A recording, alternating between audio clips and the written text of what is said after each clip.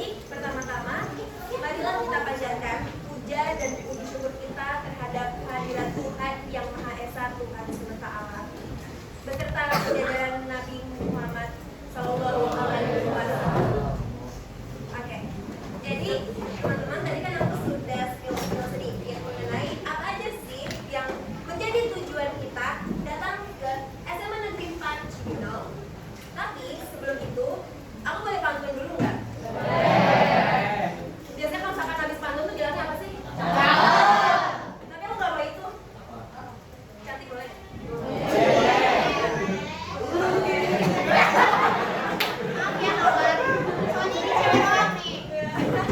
Oke, kita mau ya. Pergi pagi membawa harapan. Apa sih manggil-manggil? Langkah ringan, bantu semangat. Kami dari Komunikasi Digital dan Media untuk turun lapangan ke Semen 4 dengan niat yang hangat. Baik, izinkan saya perkenalan diri terlebih dahulu. Perkenalkan, saya Talita Razana Fitri Oktavinia. Teman-teman semua bisa panggil aku Kak Talita atau Kak Tata. Jadi di sini aku sebagai Master of Ceremony atau MC yang akan memandu berjalannya acara dari awal hingga akhir acara dimulai. Tepuk tangan dulu dong. Oke teman-teman, jadi kan event ini, acara ini itu kita buat santai aja ya. Pada sesi kali ini, kalau misalkan teman-teman mau makan, tapi makannya jangan capek, jangan. Makan boleh, karena santai aja. Takutnya kalian masih ada yang lapar atau lain-lain, atau misalkan makanannya belum habis selesai, gak apa-apa dimakan dulu aja sampai kita akhir nanti. Nah, terus aku mau bacain rundown yang bakalan kita laksanakan pada sesi kali ini. Yang pertama, pembukaan. Yang kedua adalah membaca doa. Yang ketiga, penyampaian materi utama mengenai Festival Budaya Nusantara dan pengenalan mengenai komunikasi lintas budaya dan juga komunikasi digital dan media Sekolah Vokasi IPB mengenai profilnya. Kemudian ada sesi tanya jawab, kemudian ada sesi ice breaking, kemudian ada promosi festival budaya dan webinar, kemudian penutup dan diakhiri dengan dokumentasi. Oke, baik, sebelum acara dimulai, marilah kita membaca doa terlebih dahulu. Doa sesuai dengan agama dan kepercayaan masing-masing. Boleh.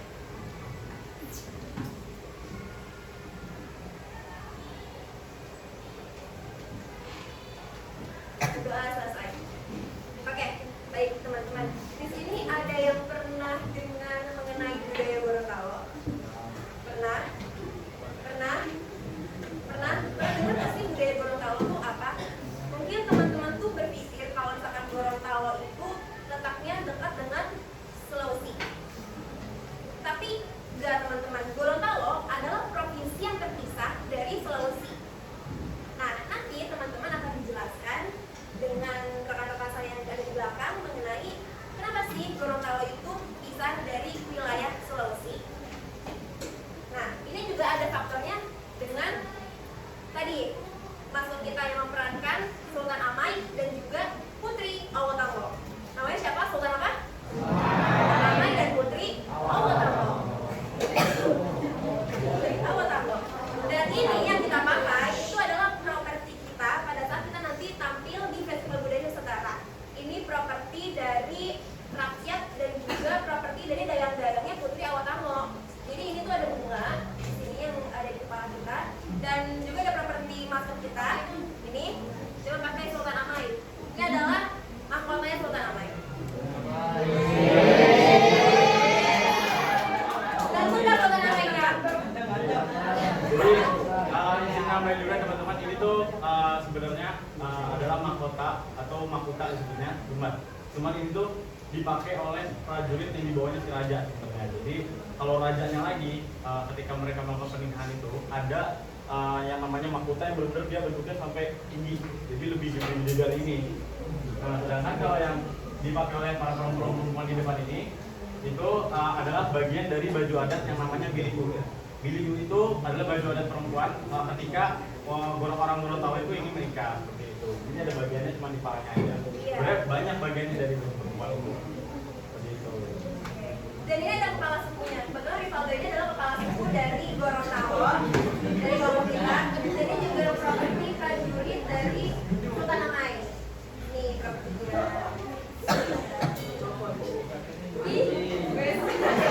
Yang mau minjem buat foto boleh nih pakai. Nanti dijejein.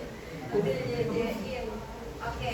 Jadi udah pada tahu kan properti dari Gorontalo sendiri. Nah, selanjutnya teman-teman akan mengenal lebih dalam mengenai apa sih itu budaya Gorontalo. Marilah kita dengarkan dari rekan-rekan saya. Tepuk tangan terlebih dahulu.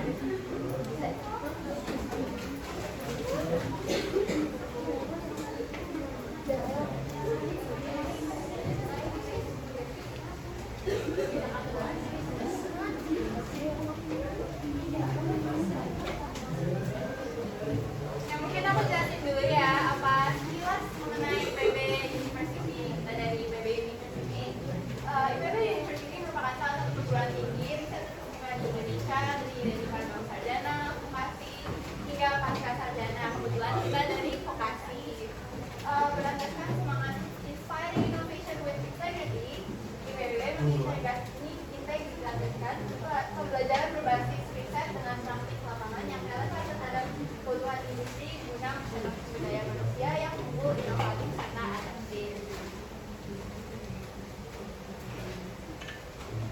Nah, sekarang udah tahu dari apa tentang IPB, kita menjelaskan sedikit tentang vokasi.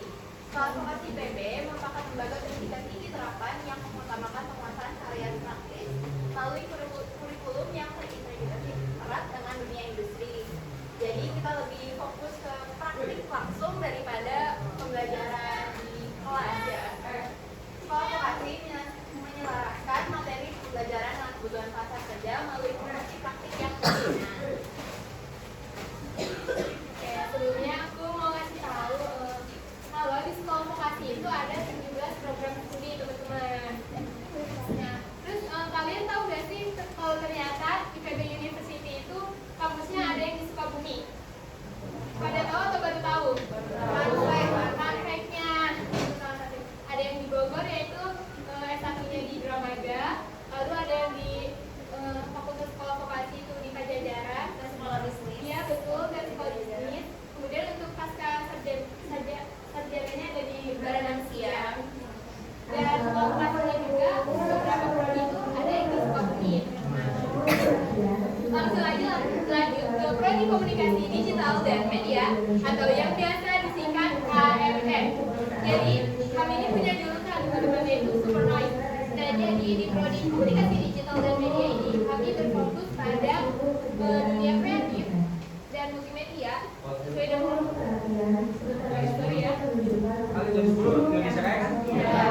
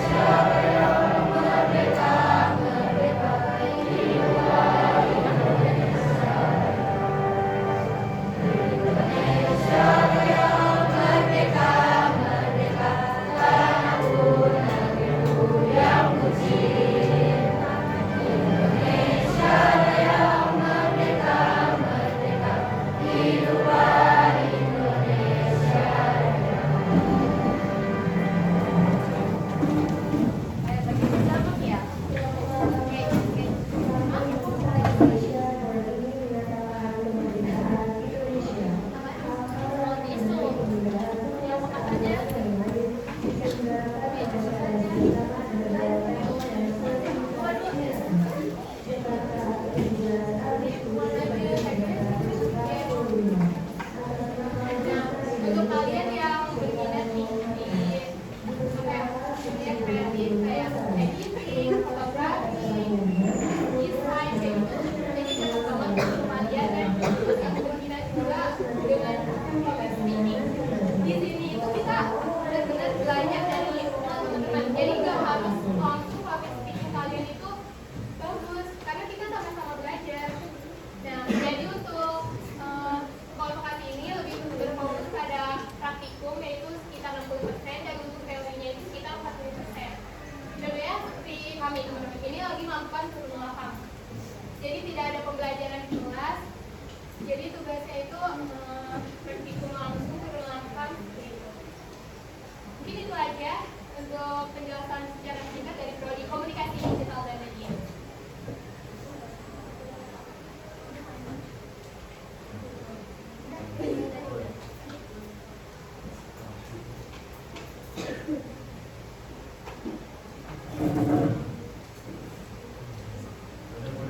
Nah nih, jadi teman-teman kita masuk ke identitas budaya Gorontalo.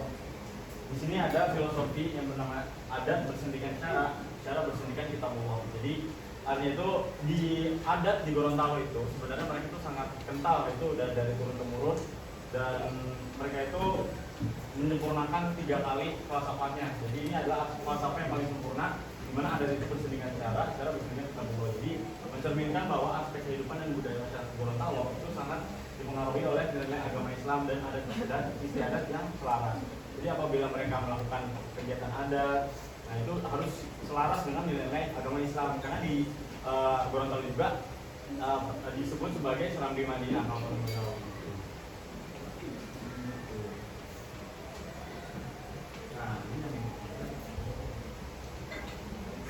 untuk selanjutnya ini adalah tari tradisional dari Gorontalo, yaitu tari Danadana, di mana tarian ini seperti itu kayak lembut gitu, lembut, dinamis, energi juga. Terus tarian ini mencerminkan rasa syukur masyarakat Gorontalo terhadap apa yang diberikan oleh Tuhan Yang Maha Kuasa.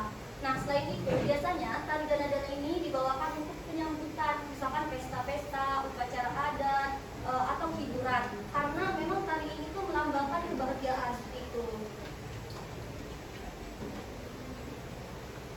Nah, selanjutnya tadi kan udah ada tari Danadana nih. Nah, di sini juga kita akan membawakan tari langga nanti di Pakansari. Jadi kita nampilin ada tari Danadana sama tari langga. Nah, biasanya masyarakat Gorontalo itu nyebutnya tari longgo ya, pakai o gitu.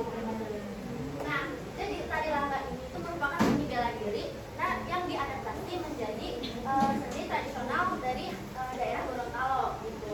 Nah, tari langga ini juga terinspirasi dari aktivitas sehari-hari dan alam.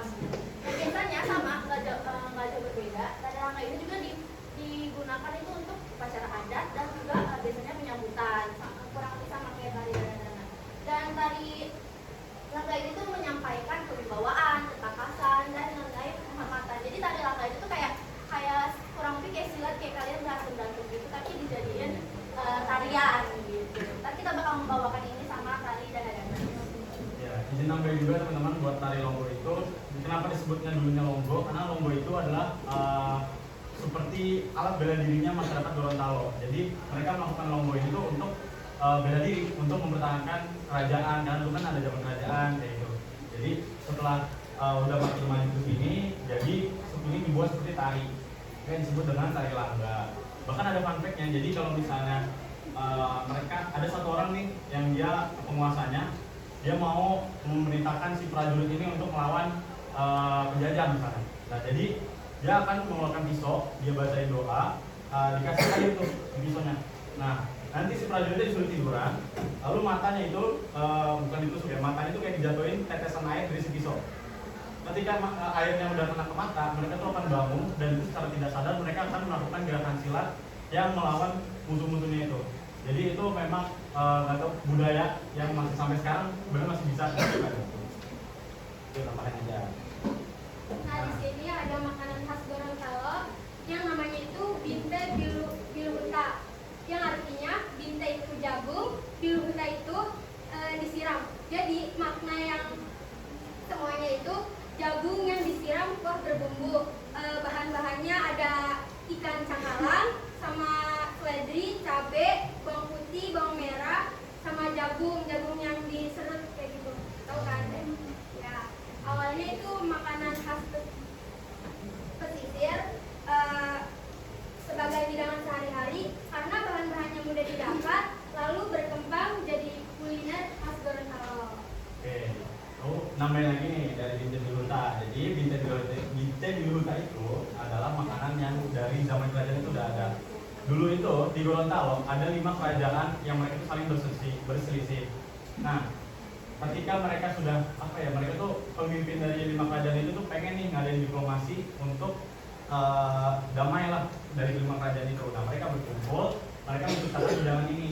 Jadi jagung yang dipikir-pikir itu sebagai mereka yang terpisah-pisah, lalu mereka menyatukan rasanya dengan memasukkan bumbu-bumbunya, ada daun kemangi, ada ikannya, ada jagungnya, ada daun bawang. Jadi rasanya itu cocok di 5 kerajaan ini lah. Jadi mereka tuh selalu makan hidangan ini ketika ada pertemuan antara 5 kerajaan itu. Ini hidangan diplomasi. Ya kalau di kita mah sebutannya kayak sup jagung lah ya. Nanti kalau kalian ke stand di tanggal 10 Mei di Pakansari itu ada nih makanan ini. Nah, iya. Nah, ini juga ada baju. Jadi baju namanya ini buat dari baju Melayu, sebenarnya mirip baju Melayu. Nah, ini ada warna-warnanya yang kayak ayam warna-warni tapi teman-teman namanya. Jadi emang warnanya itu ada hijau, ada ungu, ada orange, sama kuning. Jadi ini tuh warna-warnanya juga menggambarkan masing-masing karakternya. Misalnya kayak ungu itu menggambarkan keagungan, terus ada warna hijau itu kesuburan, warna kuning itu kekuasaan. Nah, jadi banyak lebih ke ada karakter sendiri, makanya warnanya ini bersatu dan ini disebut jadi warna adat Gorontalo. Jadi ini sebenarnya dokumentasi dari yang tahun lalu ya teman-teman. Jadi dari festival budaya ini kan udah beberapa kali dilakukan. Jadi ini yang nah, ini kalau teman-teman bisa lihat, ini di tengah nih, ini ada kayak mahkota gitu. Nah, ini tuh sebenarnya gede. Jadi bukan yang ini yang aslinya, cuman yang ini yang dipakai si raja. Jadi dia lebih gede. Di sini tuh ada gambar daun. Itu kan kayak ini daun. Itu tuh ada di tengah-tengahnya bunga polongungu namanya. Bunga polongungu itu bunga keagungan dari Gorontalo. Nah, dari 5 kelopak bunga ini itu menggambarkan sholat 5 waktu. Jadi ada kayak dia tuh di depannya begini bentuknya kayak lancip gitu, cuman agak bengkok karena itu menggambarkan alif atau tauhid gitu. Karena ketika dia udah menjadi raja, dia itu kan harus bisa membawa tanggung jawab, harus bisa memimpin dan juga menjaga dari maksiat-maksiat gitu.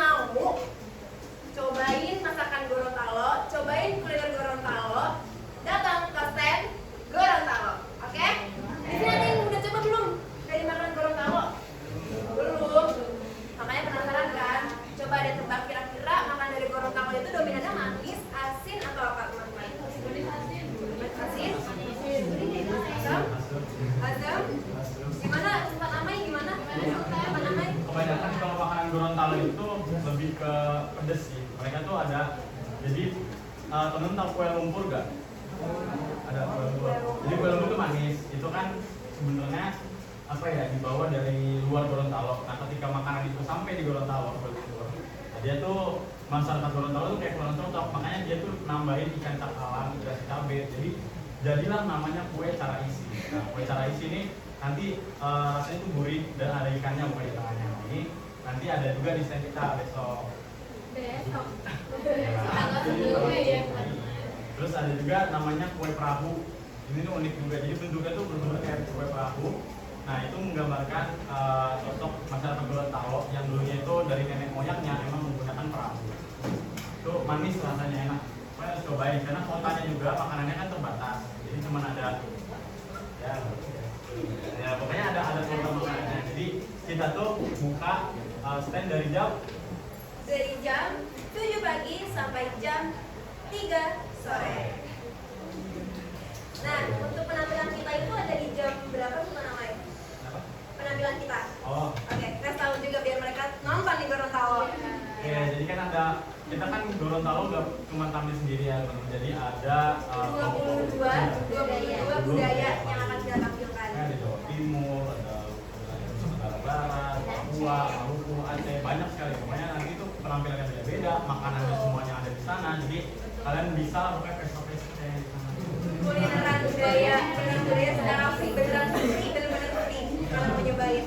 Nah, kalau untuk Gorontalo sendiri, dari kelompok kami Gorontalo itu tampilnya di jam 9 atau jam 10-an. Iya. Kalau kita bakalan dapat penampilan ke 9. Oke, terima kasih Sultan Amai telah menjelaskan mengenai rasa-rasa dari makanan khas Gorontalo. Oke, baik teman-teman, selanjutnya kita bakalan ada sesi ice drinking. Karena dari tadi teman-teman tuh kuliah udah pada ngantuk, udah pada bosen atau masih lapar. Apakah mau langsung ke mata pelajaran?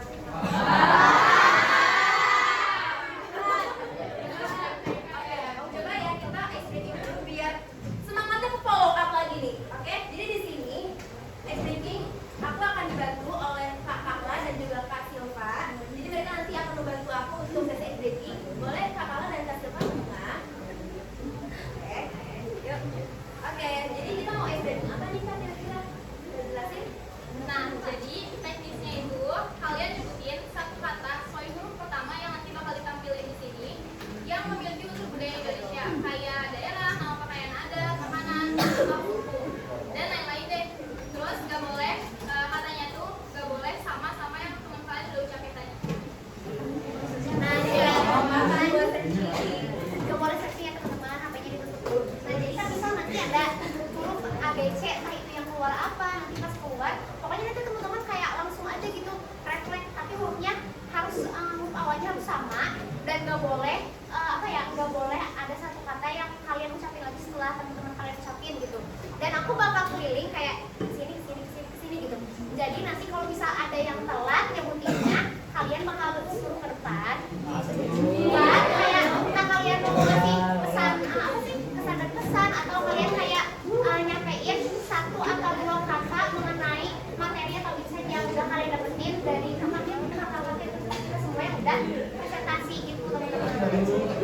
Jadi kira-kira mungkin itu aja ya. Apa kita langsung mulai aja nih estimasinya? Mulai aja kali ya. Jadi misal contohnya kira teman-teman. Oke, contohnya misal yang keluar itu huruf G. Kira-kira kalian bakal jawab apa? Gimana dong? Kan yang tadi dijelasin sama yang tadi dijelasin. Misal yang keluar itu bener banget itu siapa? Daryl ya, pintar banget Daryl. Jadi yang keluar itu G. Jadi misalkan apa sih? Gorontalo atau pokoknya hewan-hewan atau karakteristik baju adat, senjata adat dari berbagai budaya. Tapi kita berharap yang kalian sebutin ini yang diutamakan adalah yang berbau dari budaya Gorontalo sendiri teman-teman, seperti itu. Betul. Ya boleh, semuanya deh dulu yuk. Coba di slide ini Kak, tolong Kak, slide Kak. Nah, apa? Kira-kira? Dana. Coba yang tahu Kak, apa kira-kira ini Pak Haji kita nggak boleh? Apa Kita kadangnya apa dulu? Kita kadangnya ada apa?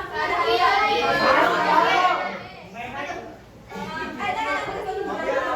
Kota masuki bebek.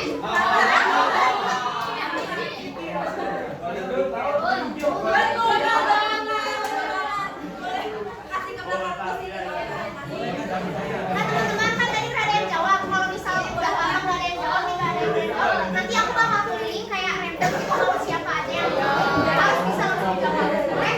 Mau ditunjukkan kalau jawab sendiri. Dari kalian ada yang mau jawab lagi dari grup ini apa kira-kira?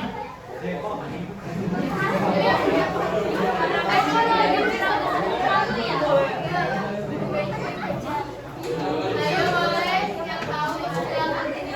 Teman-teman dulu sendiri. Cewek. Ada Sui, ada Kak. 1, 2, 3. Nah, kira-kira apa nih? Apa guys? Kira-kira apa? Tadi ada yang mau jawab? Siapa kamu? Hijau. Hijau.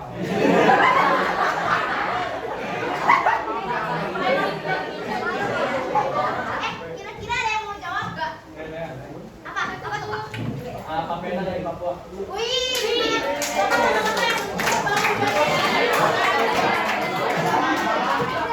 iya, kan tadi aku udah bilang. Kan tadi di teknisnya juga udah jelasin. Iya. Ayo. Kok boleh di skip lagi video? 1, 2, 3. Ayo, 1, 2, 3.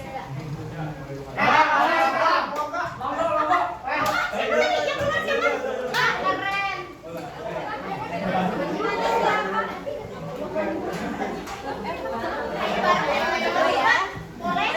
lagi ya. Angkat tangan dulu. Yang tahu nanti kita pilih. Oke. Yang duluan nanti kita pilih. Ini apa? Oke. Jangan huruf L. Kira apa nih katanya? 1, 2, 3. Yang di sana Kak, yang duluan Kak. Siapa namanya kamu? Kira-kira apa tuh huruf L? Gimana ketawain?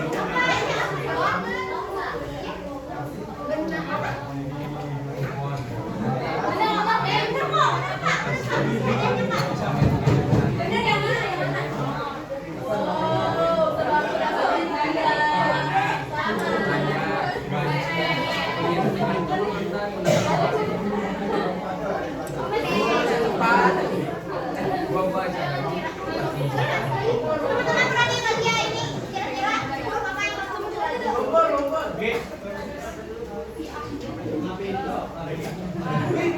Dua, tiga.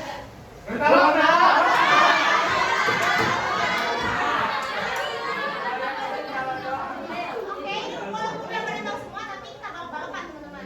Itu sampai 3 ya. Yang pertama, ini duluan udah yang selesai. 1, 2,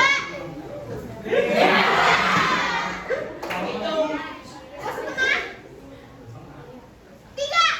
Waduh Kak, jujur Kak, ini nggak kelihatan pula. 1, sabar. 1, 2, 3. Itu tuh, itu.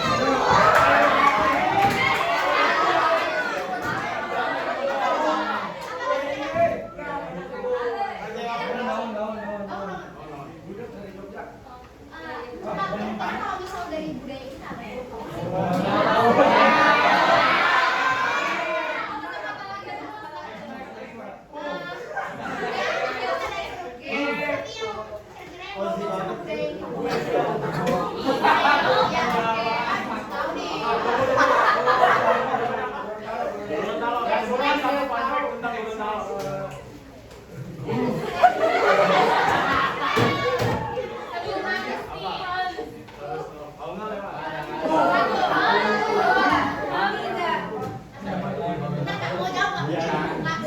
Oke. Chill aja.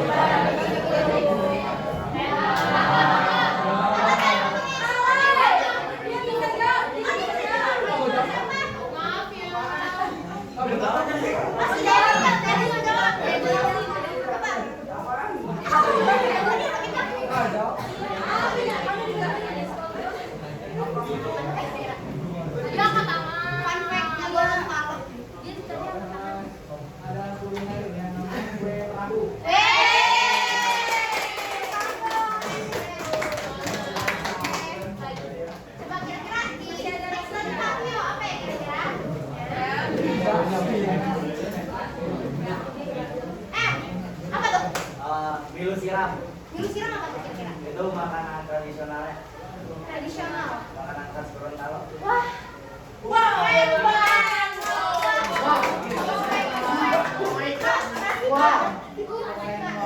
Kata kita udah dibagiin bukannya?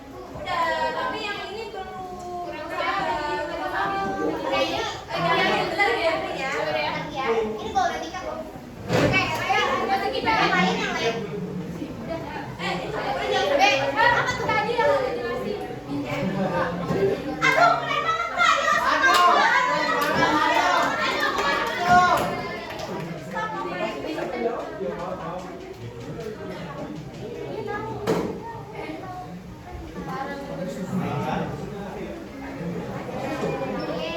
Masih ada nggak? Ayo kira-kira. Frutnya kira-kira apa, teman-teman? Emang nggak cocok? Yang berbau budaya, bukan cicak kan? Bukan cicak, bukan cakung.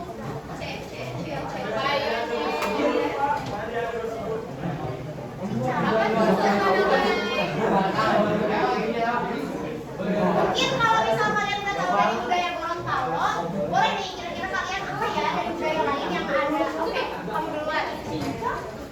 Ada budaya kalau di Sunda tuh cucuruk itu kan kayak makan bareng-bareng.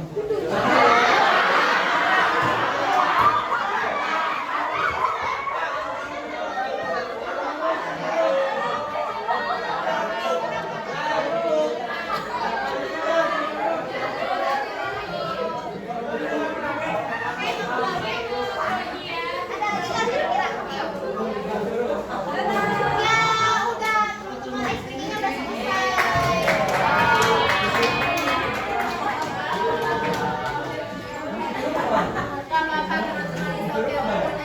Udah berakhir, tapi teman-teman dapat bukan kan? Pokoknya jangan dulu. Jangan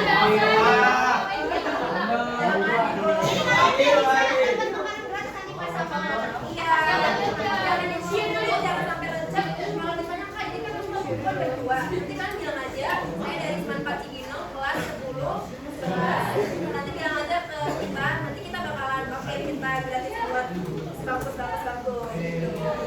Jangan walaupun udah cuma satu. Nah, nanti kuponnya jangan lupa dibawa pas hari H, oke?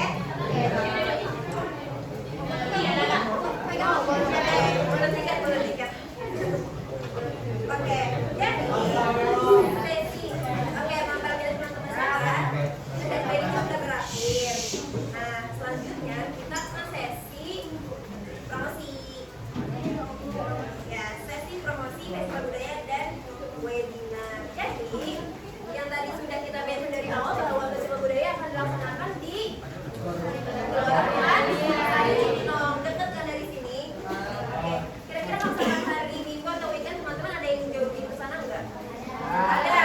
Oke. Nah, kali ini joggingnya beda karena nanti bakal ada kita di sana.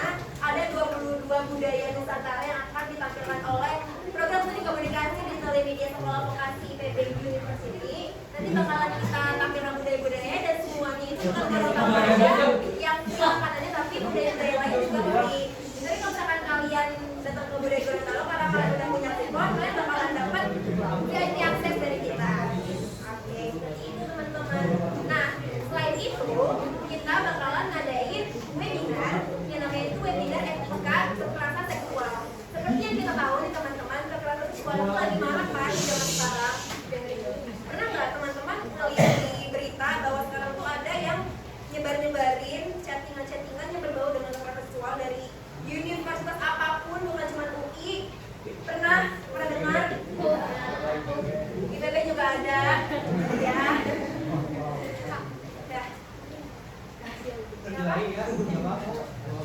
Lanjut.